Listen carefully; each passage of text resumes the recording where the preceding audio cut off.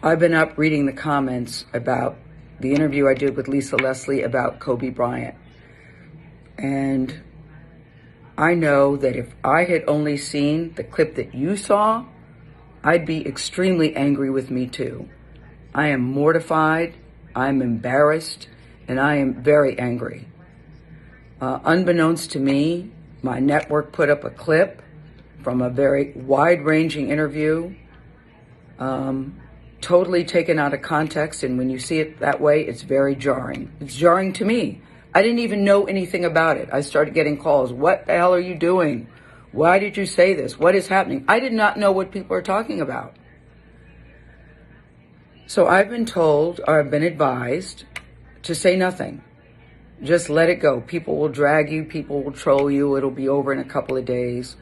But that's not good enough for me, because I really want people to understand what happened here and how I'm feeling about it. I reached out to Lisa because I know that she's a longtime friend of Kobe's, to talk about his legacy and their friendship. We had a really wide-ranging interview, talked about many things: his career, his passion, his sense of humor, the way he was mentoring other people, how he was starting his next chapter. It was wide-ranging. And yes, we talked about that court case, because that court case has also come up. And I wanted to get Lisa's take on it as a friend who knew him well, what she thought, where that should stand. And I thought it was very powerful when she looked me in the eye as a member of the media to say it's time for the media to leave it alone and to back off. During the course of the interview, I asked follow-up questions because I wanted to make sure that her position and perspective were very clear.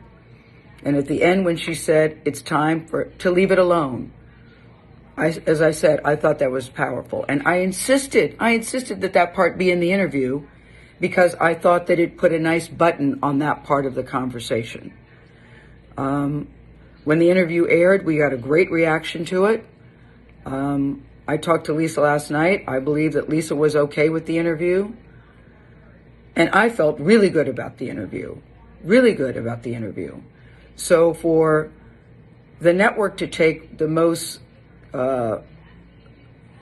salacious part, when taken out of context, and put it up online for people who didn't see the whole interview, is very upsetting to me. And that's something I'm going to have to deal with them. And there will be a very intense discussion about that. I also want to say this. I have been with Kobe Bryant on many social occasions. He was very kind and very warm to me, and I felt that we had a friendly relationship. I, too, am mourning his loss, just like everybody else.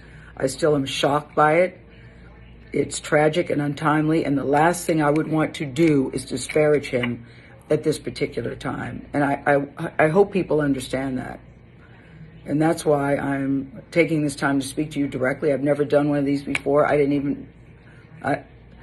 never done one of these before, but this was so important to me that I felt I had to say something. I don't want to sit up on a set and read a prepared remark.